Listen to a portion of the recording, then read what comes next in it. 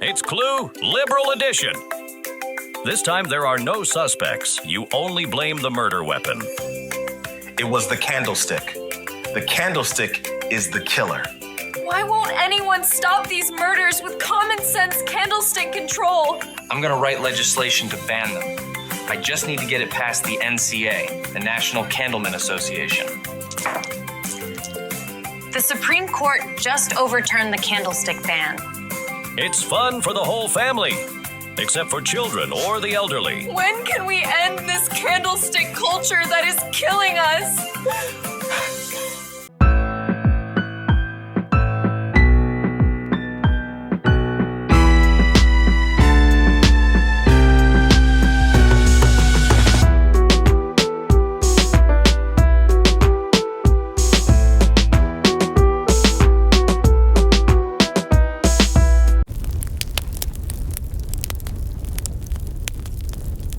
Going back to what I was telling you before the break, John Ratcliffe, when he was isolated with Donald Trump to basically feed Donald Trump Mossad talking points, including about phony, fabricated WMD propaganda about the Houthis about to get a nuclear weapon from Iran if he didn't strike.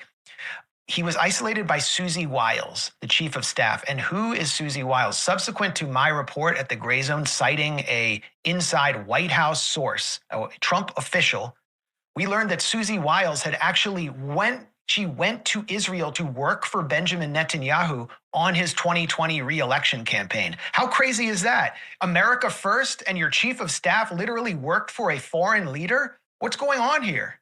I mean, that's what we're unmasking, is the biggest foreign influence infiltration operation in American history that is basically taking control of an administration that says it's America first and is taking us to a very dangerous place.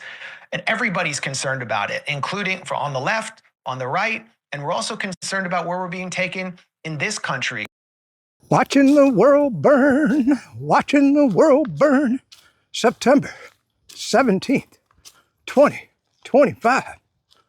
Let's get into it. All right, I got to hit on this again. Talked about it in the last video. It's like, are human beings just, are we just a dead race? It seems like nobody has a memory. Nobody remembers anything. Okay, back in 2020, you had to wear a mask just to keep your job.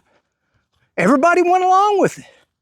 Now everybody says, oh, well, I guess I didn't have to do that. Well, did any employers get punished for making you wear a mask every damn day for 8 hours behind your desk? No. Okay. Then we had the Ministry of Truth that the Biden administration was going to censor our speech. Well, Pam Bondi just came out and said hate speech is not going to be tolerated. Folks, there is no such thing as hate speech. There's only free speech. If you want to say bad things about Charlie Kirk, it's your right. Now you might suffer some consequences if your employer, if you post something online and they don't agree with you, employer, they can fire you for whatever reason they want. Now I encourage employers not to fire, because I dare say if something happened to Fauci, I don't think I'd be posting online, but I'd certainly be celebrating. Let's put it that way. But, and I'm not encouraging anybody to do anything to Fauci. I just want to see him in jail. That's all. Let me get your take on Anthony Fauci. You've done so much work on the COVID disaster, Senator, and I want to get your take on whether or not the pardon of Anthony Fauci is legitimate, given the fact that now we know that Biden may not have even known what was going on. And the pardon was written by an auto pen. Yeah, we tried for 4 years to get records from the Biden administration. They resisted us. Finally, the Trump administration came in and Secretary Kennedy, and they've given us a lot of information now. And what we've discovered is that Anthony Fauci was destroying federal records, was encouraging other people to destroy federal records. That is a crime. He testified to the House a year ago and said he wasn't doing that. That's a crime, to perjure himself. And so we will bring him back. I've asked him to come and testify this fall. If he doesn't come voluntarily, we will subpoena him. The question is he immune because of the pardon? I think that needs to be challenged in court. I have encouraged the Trump administration that they should prosecute this case and challenge the auto pen. I don't think the auto pen is sufficient. I also think there were so many pardons that I'm not sure Biden was aware of all the people he did pardon. There's also not a direct link from the person running the auto pen to the president. The person that was running the auto pen never spoke with the president. So I wonder about really the line of communication, whether these are valid. When Obama did this with legislation, he said, I'll be back in a few days and I'll sign it to make sure it's legitimate. And I think a president's signature on something so important as legislation or pardon is absolutely required. Unbelievable. Senator, thanks for your work on that. Former CDC Director Susan Monterez will testify before the Senate Health Committee tomorrow. This will be her first appearance since being ousted from the role. She will be joined by Deb Oury, a former chief medical officer and deputy director who was one of 4 CDC officials who resigned after Monterez was ousted. I want to get your take on what to expect there. But I also want to hear your thoughts as we approach a new season for COVID-19 boosters and influenza boosters. We just spoke with the president of Moderna, and I asked him about the expectation that he'll be getting a lot less revenue from the vaccine for COVID, perhaps this time around. Watch this. Well, look, Dr. Holt, we know that your company needs revenue from your COVID vaccine in order to fund your larger pipeline. And analysts are already concerned about a limited COVID vaccine in the U.S. this season because of potential insurance cuts, because of new state rules on pharmacists administering vaccines without new Centers for Disease Control and Prevention guidelines. So what are your expectations of that revenue from COVID vaccines funding your larger pipeline? Yeah, it's a great question. So first, we have to deal with the confusion that exists right now about those populations that can benefit most clearly. And I do hope that through the CDC's meetings this week and over the coming couple weeks, we can clarify that in America, that those that are older and those with risk factors really should get boosted to protect themselves against hospitalization if they choose to. It's really up to them. So, Mr. Chairman, what should we expect? Mr. Chairman, what should we expect with regard to these COVID vaccines this time around? Well, you have to look at the risks versus the benefits. The scientific evidence shows that the risks of taking the COVID vaccine for children exceeds the benefits. And the scientific evidence is abundant on this. There's a study out of Israel that showed that about 6 to 8 kids under age 20 that are healthy will get an inflammation of the heart that is very dangerous, and that risk exceeds the benefits of the vaccine. Kids are not dying. Healthy kids were not dying in 2020, but they're particularly not dying now. The disease has gotten less dangerous, and we have developed immunity to this disease among the community. So the need for the vaccine needs to be honest. It needs not to be out there to prop up a pharmaceutical company. And this is my debate with Monterez, and this is why I begrudgingly voted for her, but now I'm glad that she's gone, because she resisted this. She resisted and said, oh no, every kid at 6 months needs to get a COVID vaccination. And that defies the scientific evidence. It shows me that she's not objective. It's the same with the hepatitis B vaccine. Unless the mom has hepatitis B vaccine disease, there is no indication for the vaccine at birth, and we need to readdress that. And she was not open-minded, and that's my understanding why she was let go. And we need scientists in government who will follow the science, not their own presuppositions and their own biases. Unbelievable. You are doing so much, Senator. Thank you for that. All right, let's get that out of the way. But then, then a lot of you got the jab. Well, that's your right. You can choose to get the jab. But then the Democrats mandated it. Okay? So now what are we going to do? We're going to mandate against hate speech again? Even though now it's coming from the left, and if you want to call it the left, I mean, the lunatics out there. You got a Democrat friend. They're a lunatic. Okay? They hate you. They hate the United States. They are not your friend. You might try to get along. Let's all go along to get along. But everybody's forgotten that, the Democrats mandated that you get a jab. Now, luckily we got Robert Kennedy Jr. up there, and he's talking about, the causes of autism. He's talking about Tylenol. I always knew Tylenol was bad. I mean, Tylenol will wreck your liver. I said, well, anything that'll wreck your liver is probably not a good painkiller. But they kept that going for a long time. And then he's also researching the causes of autism. It could be this rash of 16,000 vaccines that the kids get when they pop out the womb.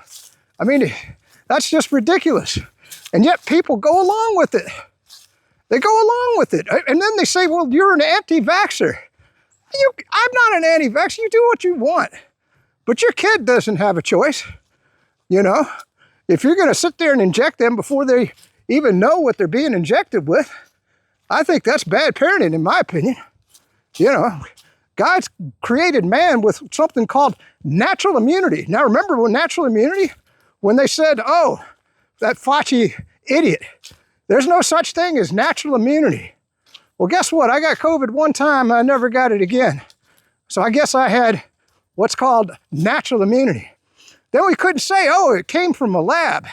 Fauci was saying, no, it was a monkey that bit the head off of a pangolin, you know, that chewed on a bat that caused the virus. And people believed that shit. They believed it. You know, and now we're going right down the same path that we went down through with the Democrats. We're going to start censoring people. What did they said that any foreigner in the country that says a bad thing about a Jew or a Zionist, they're going to revoke their visa? We are not in the business of inviting people to visit our country who are going to be involved in negative and destructive behavior. Okay, so why should, if I invite someone, if we invite someone to visit the United States of America as a student, as a tourist, as whatever, then they have a different, the standard they should be held to is very high. We shouldn't be bringing people into this country. We should not be giving visas to people who are going to come to the United States and do things like celebrate the murder, the execution, the assassination of a political figure. We should not. And if they're already here, we should be revoking their visa. Just because they're expressing their free speech? What the hell, man? All right, we're going to get into a reading by Colonel Douglas McGregor. One of the best posts I think he's ever put up. Oh, the other topic I wanted to hit on for just a minute was, and I just saw the post, I can't believe it, but India has sent troops to Belarus to train with the Russians and the Belarus in that military exercise that they're conducting in Belarus. So we got to give Donald Trump credit. He is the great peacemaker. He should get the Nobel Peace Prize. He has brought India, China, Russia, North Korea, and, what's the other one? And Iran, all together in an alliance. Now that's some serious peacemaking right there. I mean, I never thought I'd see the day that Indian troops would be training with the Russians. But hey, you know, what can I say? Here in Belarus, major military drills called West 2025 are in full swing. Russian and Belarusian forces have joined ranks to carry out these strategic exercises aimed at boosting the defense mechanisms of the Union state.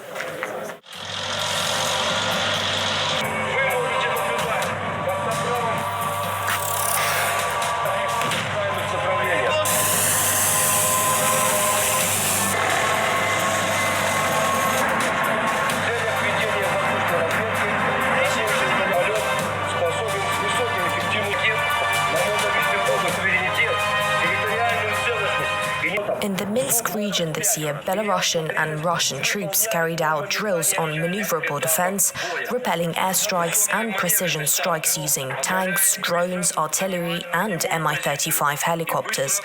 Drills also include live fire, air defense, medevac, and drone strikes with anti-tank missiles and attack UAVs in action.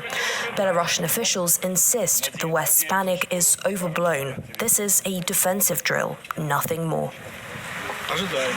As expected, hysteria has risen in the West, as well as unfounded accusations, allegedly, of the aggressiveness of this exercise and preparations for an armed conflict with Western countries. Taking into account the need to reduce the degree of tension and explain to the entire world community about the peacefulness, the approaches of the Republic of Belarus, and the defensive intentions, the concept of the exercise was revised in April 2025. The number of personnel of weapons and military equipment has been reduced by almost half. All operations were moved deep into the territory of the Republic of Belarus. So these exercises, in our opinion, are unprecedentedly open. We do not pose a threat to anyone. We are in favor of building constructive and pragmatic dialogue. Drill Belarusian forces are in full swing. It's very vibrant. Everything is happening right behind me. We've seen helicopters up in the air, the tanks from, and of course the focus of Russian forces to carry out these military exercises so that the Tunis could rapidly deploy forces and conduct security operations. The West 2025 military drills opened with an unexpected moment, a Belarus-US handshake on the training ground. The US defense attaché thanked the Belarusian defense minister for the invitation, and on his orders, American guests received front row seats and full access. Over 20 countries are observing the drills, including NATO members, the US, Turkey, and Hungary, alongside representatives from 3 international organizations, the OSCE, and military attachés from nations like China, Iran, Vietnam, Cuba, and Sudan. I am very glad that I became an observer. Everything was very good. There were many different kinds of troops. I think these were defensive drills to protect their homeland. I believe that any country has the right to defend its homeland and its people. Today, I saw equipment for modern warfare, such as drones, robots. I think they play a big role nowadays. The joint military drills are set to last 5 full days, with international observers also in attendance, and with Russia and Belarus showcasing their strength and unity amid a tense geopolitical climate. From Belarus. Not only that, Trump has united the entire Middle East. I don't know if you knew, but they had an Arab conference. Now, nothing's going to come out of it, but they all met together to condemn the Trump bombing of the Hamas negotiators. And when you say, oh, that was Israel that did that. No, that was completely approved by the Trump administration. So he's turned the entire Middle East against the United States. And they were already against Israel. But I tell you what, he's united the entire Middle East. The former head of the CIA's Bin Laden unit, Michael Schur, he says the Abraham Accords are all but dead, and a, quote, demented U.S. is to blame for backing Israel's non-stop aggression. I think what we're seeing now is just the end of the story on the Abraham Accords, or near to the end.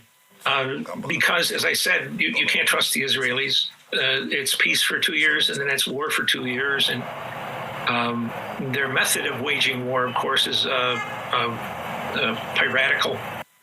And as far as I can see, the problem in the Middle East is the United States.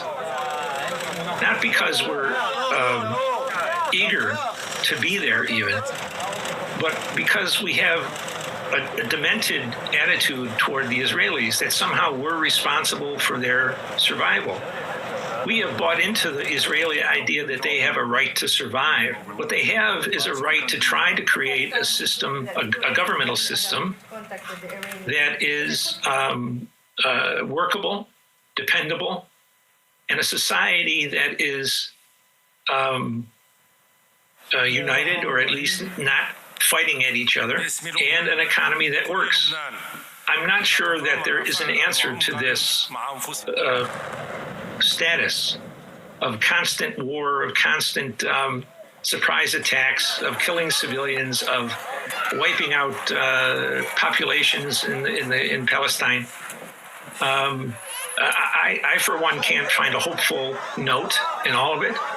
In my lifetime, it's just been the repetition of war, trying to put together a peace, then a little bit of peace, then another war, and it just repeats itself forever. I can't believe it. So Trump is the great peacemaker. He should get the Nobel Peace Prize. He's brought all the Arab nations together. He's brought all of the Eastern nations together. Oh yeah, and Brazil. I forgot to put Brazil in that category. Although Brazil hasn't sent troops to Belarus, but they are definitely aligned with the BRICS. Oh yeah, no, that's the other thing. With all the sanctions that Trump, or the tariffs that he's been doing, he's united the world to get rid of the dollar. So I've never thought I'd see de-dollarization in my lifetime, but I think it's going to happen. I do feel that the dollar will be worthless here within the next year or two, because right now more and more nations are trading outside of the SWIFT system. So that's another great thing that Trump did. He totally knocked the dollar off the reserve currency status. So that's another huge accomplishment. So you got to give him credit, man. You got to give him credit. All right, we'll get into the reading here in just a minute. If I think of something else I want to talk about, we'll get it up front here in the video. By the way, wasn't that a great skit by the Babylon Bee? You know, if you didn't know, AOC came out right after the shooting of Charlie Kirk. We need gun control. We need, that's, you know, Democrats use, you know, never let a tragic incident go to waste. She came out screaming for gun control. That's all the Democrats want. We got to, you know, it's always the gun's fault. Well, guess what?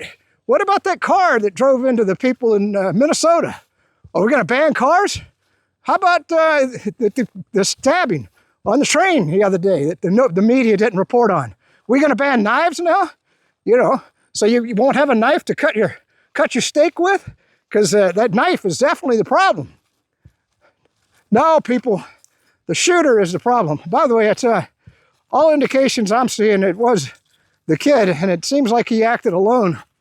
Well, I say seems. I mean, I'm sure he might have had accomplices, but I don't think anybody helped him, you know, like picked up his gun or anything like that, or participated in it. So he was, and they are going to seek the death penalty on that, as they should. I just hope we'll get Ashton Tate, let him follow through on his boast on X, and let him shoot the kid in the neck. That's what I want to see. Ashton Tate with the gun, same gun. By the way, that was his grandpa's gun, if you didn't know, supposedly. And by the way, the alleged killer, I can't say that we're 100%, but there's a mountain of evidence I mean, I give Kash Patel, oh, that's another thing. Kash Patel came out and said that Epstein never trafficked in young women. News to me. I don't know. I'd seen that whole Epstein thing is a huge cover-up, in my opinion, by the Trump administration. Not scoring them many brownie points. But anyway, all right, we'll get to the reading here in just a minute, because this post by Colonel McGregor, it deserves a video all and unto itself. Oh yeah, I had two things to add to the video. A crazy story. A Philippine ship or boat or whatever rammed a Chinese vessel in disputed waters over in the China Sea. And I guess you got to give them credit. The Chinese boat, I guess, was equipped with water cannons. So I guess they blasted those Filipinos right off of their boat with water cannons. So that's a wild ass story, isn't it? I tell you what, if I was the Philippines, I don't think I'd be picking a fight with China. But they're in disputed waters, so I can understand their attitude. The other story I wanted to get on was I'm not a big Candace Owens fan, but she's done a video. I was watching it before I came out to get my exercise, it was her tribute to Charlie Kirk, and it was very, very, very informative. A lot of questions that she has, and she was pointing out that Charlie Kirk was coming around to be anti-Zionist in the last 2 weeks, and he took a lot of heat for his comments about the genocide in Gaza. And she said that he was no friend of Netanyahu, even though Netanyahu's come out and said that him and Charlie were best friends.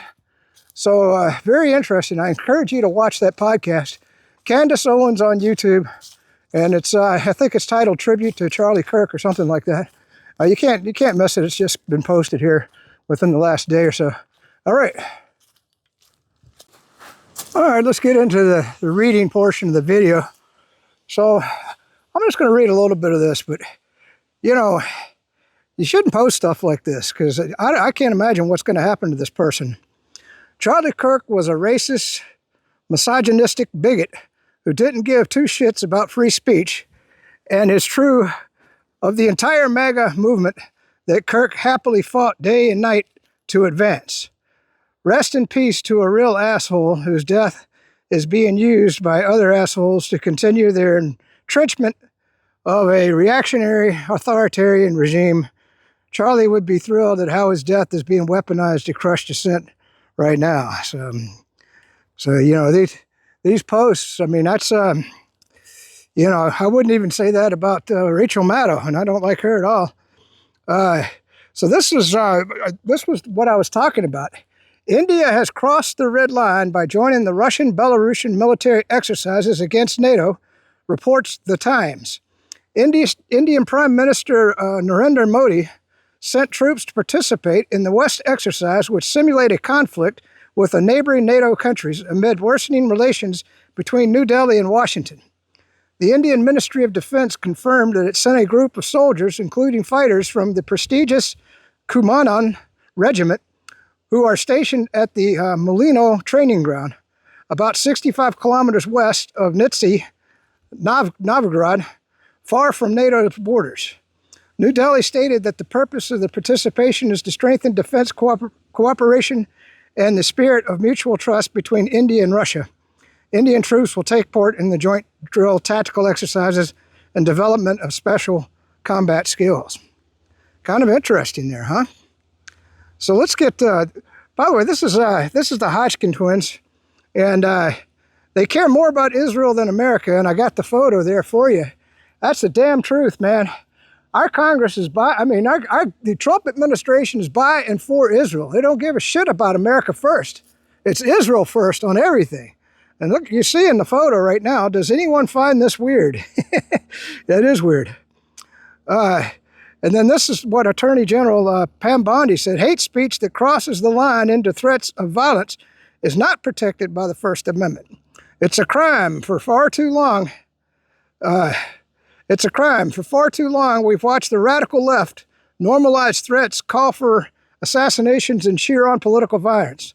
That era is over. And then she cites the, under 18 U.S.C. S. 875, it's a federal crime to transmit any communication containing any threat to kidnap any person or any threat to injure a person or another. And then it goes on. Well, yeah, I agree. That type of speech, I mean, it's not allowed. You can't threaten somebody, you know. But anyway, if that's all that she meant, then maybe we're okay. But I think she means more than that. This was I thought this was a nice quote from the Bible, Exodus 7:10. And Moses and Aaron went unto the Pharaoh, and they did so the Lord had commanded. And Aaron cast down his rod before the Pharaoh and before his servants, and it became a serpent.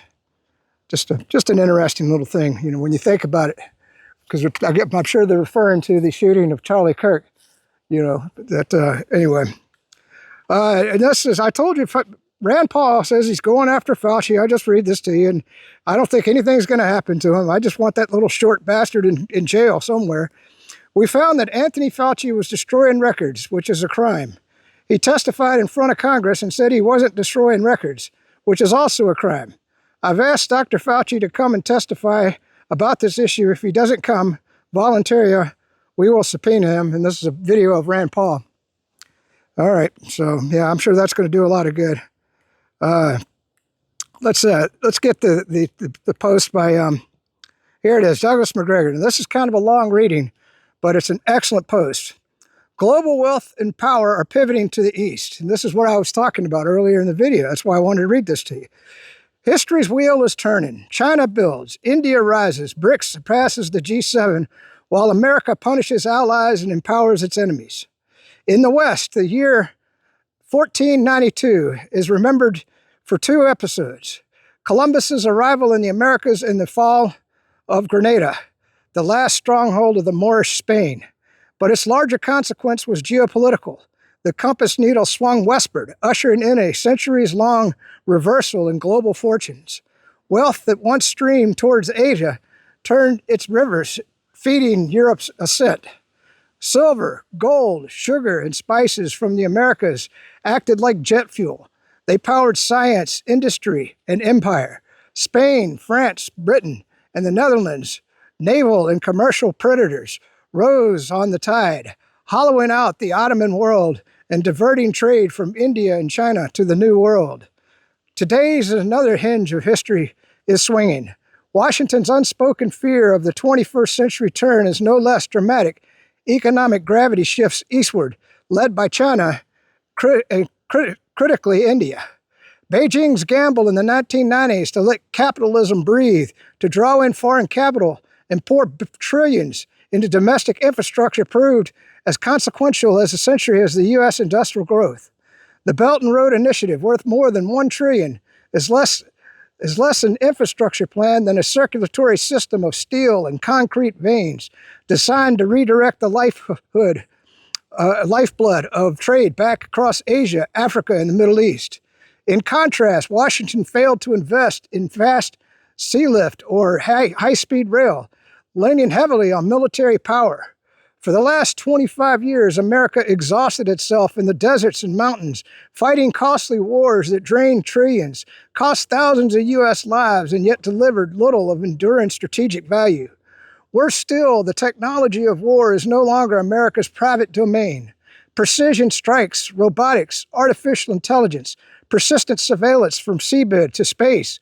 Once rare advantages are now widely available even to mid-range powers. The oceans that once carried American commerce and projected U.S. power have become potential minefields. To move lumber and World War II-style forces across the Pacific, Atlantic, or Indian Oceans today is not just dangerous, it borders on suicidal behavior. History's cruel truth remains: the last major war seldom looks like the next. The battle space of the future is uncharted, yet America's armed forces and its national military strategy remain deeply mired in the past. The erosion of U.S. military advantage cannot be viewed in isolation. It reflects the widening gap between Washington's appetite for global hegemony and America's decline in economic strength. Partly because Washington's exhaustion, India has been forced to pick up the slack as a net security provider in the Indian Ocean. At the same time, India has become the brunt of fighting Pakistan-backed insurgents, incurring heavy casualties, just as America did. India is a member of the Quad Alliance, with the U.S., Japan, and Australia, and the United States conducts more military exercises with India than with any other country. Yet Washington recently imposed duties of 50% on Indian goods, more than double the 15% rate applied to the Taliban-run Afghanistan and far higher than the 19% levied on Pakistan.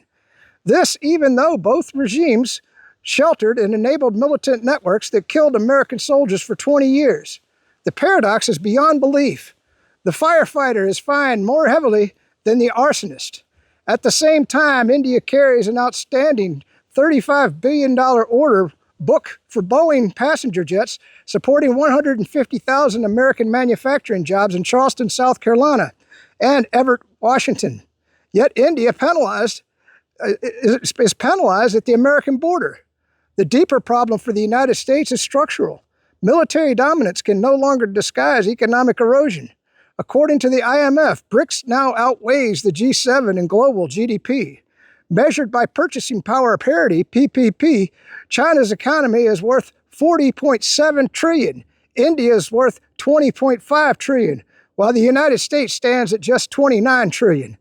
China and India together, $61.2 trillion, more than double the U.S. total.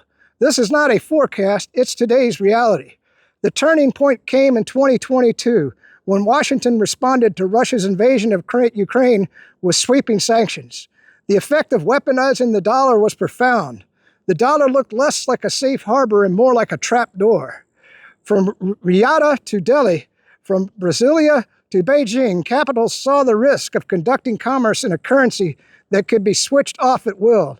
De-dollarization, once a theoretical debate, became an urgent strategy.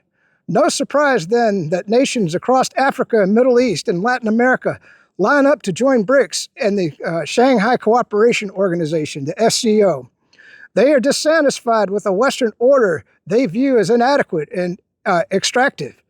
India straddles both worlds, deepening its bond with Washington through the Quad, while cultivating ties with Moscow and Beijing in BRICS and the SCO.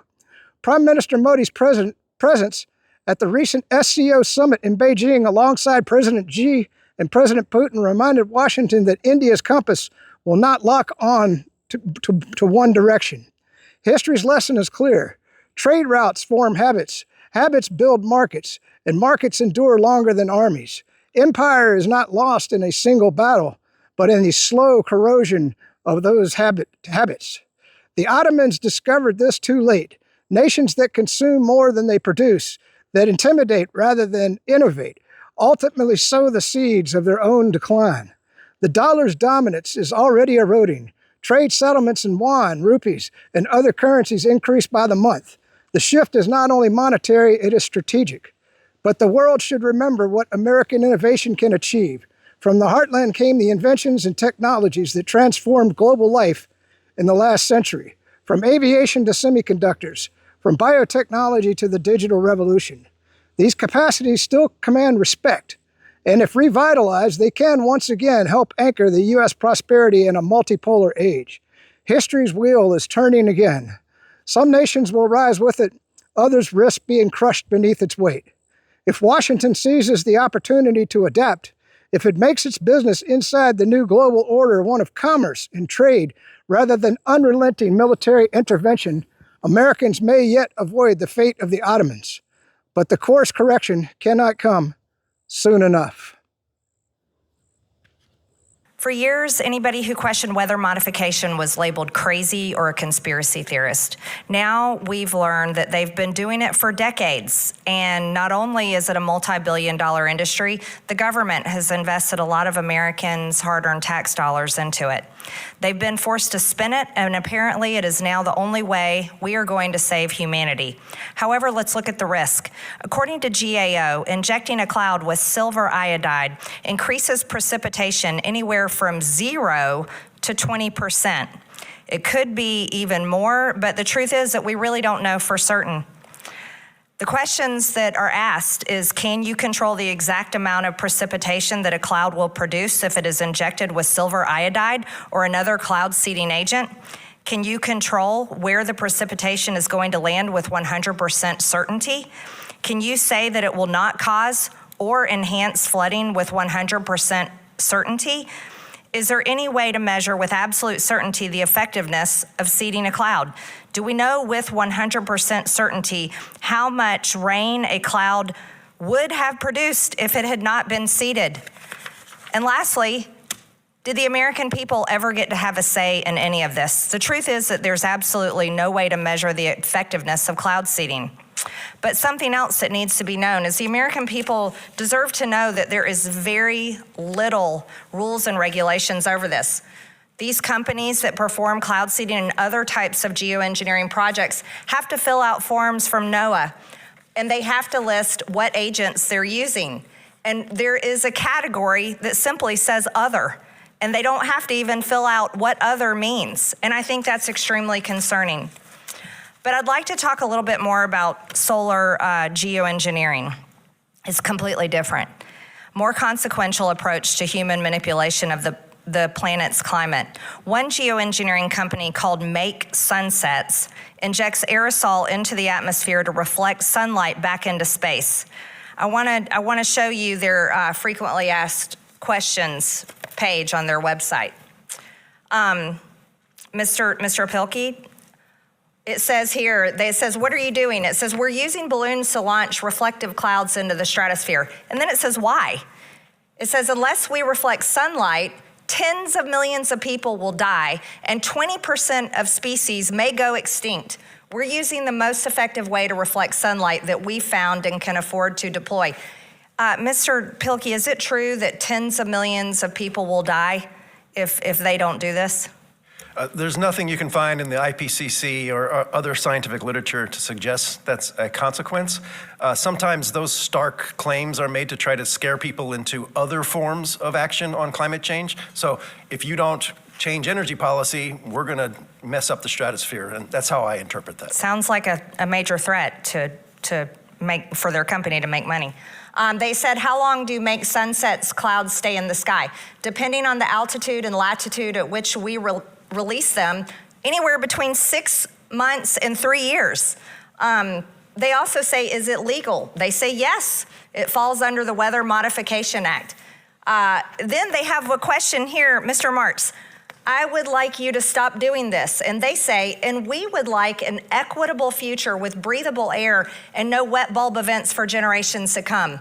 Convince us there's a more feasible way to buy us time to get there, and we'll stop. We'll happily debate anyone on this. Mr. Martz, they don't think that the rest of us have a say in this. How do you think? What do you think about that? Well, I think that the claim that the air is not going to be breathable is just patently ridiculous. Carbon dioxide, although it is a greenhouse gas, and yes, I do agree that some of the warming, at least, that we've seen in the last 100 years is probably due to CO2 emissions. There's no indication that the air is going to become unbreathable. It makes up 0.04% by dry air volume of Earth's atmosphere. And submariners in the Navy are subject to the concentrations exceeding 5,000 parts per million and are just fine. Well, let me ask another question, Mr. Martz. You know, it's sulfur, right, that is put into the air. Is there health consequences for people, especially like after volcanic eruptions? Is there health consequences to that type of injection into the atmosphere? Well, sulfur dioxide, if it's injected into the stratosphere, obviously it blocks out solar radiation, and so that would potentially, if it's implemented on a large enough scale over a long period of time, it could reduce crop yields because obviously plants need sunlight to grow. They need water and CO2, just basic photosynthesis. And there's also concerns that if it gets into the troposphere, it could create acid rain, and that is called acid deposition into the soil, and that makes it hard for plants to obviously to grow, and that harms plant and animal life as well. Obviously, Mr. Martz, I'm out of time. Oh, another piece of news for you that I just hit on as we get a view. I like this view of this portion of the trail. Check out that tree, isn't that cool? And this one over here. All right, so I guess Kash Patel is bragging that they've arrested 25,000 violent criminals. I think it's 25 or 28, I can't remember. Doesn't really matter. But my question is Pam Bondi going to prosecute any of them? Somebody leave me a comment. So far, I don't know of anybody that's been prosecuted. Maybe I'm just, because I mean, I watch a lot of news. I read articles. I hear about arrests, and they are locking up violent criminals, but if you don't prosecute them, they're just going to go right back on the street. So that's the first thing I just wanted to talk about. I thought that was an interesting story. The other one that I just checked on, gold just went over $3,700. Oh my God. Don't tell me the dollar's not devaluing. And silver, once silver crossed that $40 threshold, it hasn't looked back since. Now it's only at, it's bumping up against 43. And I haven't seen it really bouncing below 42 for a while. So I think we've hit another threshold on silver. And I'm going to guess it's going to go over 43 within the next week or so. So hopefully you own some gold and some silver. Hope you're enjoying the view. I know I am. That's why I hiked this trail, although I tell you, I probably got ticks on me. It hasn't been well maintained, so I was going through a lot of weeds, brushing up against my pants and legs. I'll have to check when I get home. One of the dangers of going out on a hike like this. Damn, I got to start heading back. I'm all the way to the road up here. That's fantastic. Whew, man, this is a long hike. Man, I just wanted to show you this. I can't even tell if I'm on the trail or not. Oh my God, they haven't maintained this at all. Anyway, just I tell you what, I'm learning a lot about the trans community with this whole thing, and they just quoted a term, transmaxer, on the radio. I have no idea what that is. I got to look it up when I get home. And then, the other thing is the guy's roommate was what they call a furry. I'd heard of furries before, but I hadn't really paid much attention to it. But somebody pointed out, and this is something that really baffles the shit out of me, was that these kids show up at school as a furry. And the teachers have to teach them. And they'll sit there and bark or meow at the teacher and all kinds of crazy shit. Can you imagine that somebody in your class showed up in a furry outfit? No, it's not. I mean, it's pretty bad that the kid is going to school in a furry outfit. But what are the parents of that kid? You know, nobody looks at that.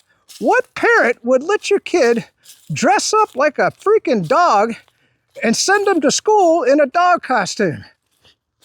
I mean, that parent in my mind should be in jail. I mean, what the hell?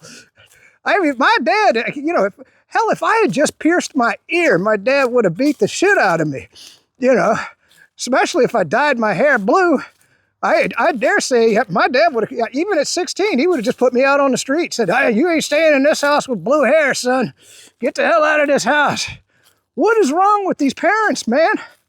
You know, my God. And then that's, you know, the reason why I got onto that thought was what was wrong with this Tyler kid's parents? I mean, you know, if my son or daughter or whatever shacked up with a transgender dude, I mean, as a parent, I would have been trying to do some sort of intervention there, you know. Now, granted, I admit he was 22 years old, but where were the parents? You know, what the hell? Now, I guess the parent turned the kid in, supposedly. You know, if the alleged criminal, you know, the alleged shooter. But what the hell is wrong with these parents, man? No wonder we're going to hell in a handbasket as a society. So I wanted to add to McGregor's post there because I thought that India, they were going to order some F-35s, and I think it was India, and they canceled that order as a result of what Trump's been doing. So we lost a big contract there. Now, McGregor was pointing out that Boeing order. Well, if you didn't know, because of the sanctions on Russia, they used to buy, you know, American planes. But with the sanctions, they couldn't. So they've had to develop their own commercial airplane industry within their country, which, the Russians have always had excellent fighter planes. So it wasn't really a big jump for them to start producing commercial planes. Well, from what I understand, they got a whole new commercial plane industry.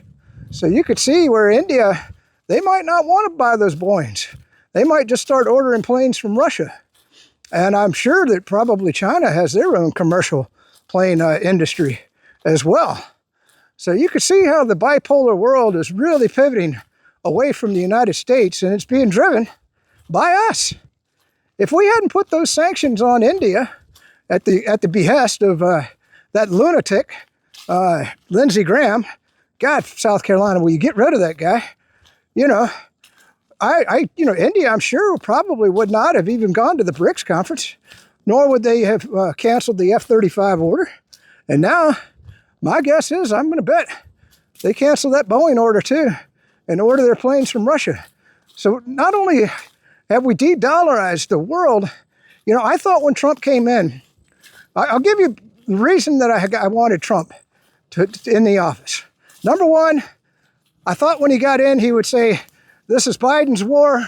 We're no longer going to send weapons and money to Ukraine. Boom. Over and done with. January 20th. That's what I was expecting. Nope.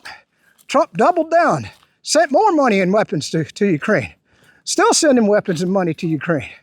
Unbelievable. And then I thought for sure he would say something bad about the genocide in Gaza. Nope.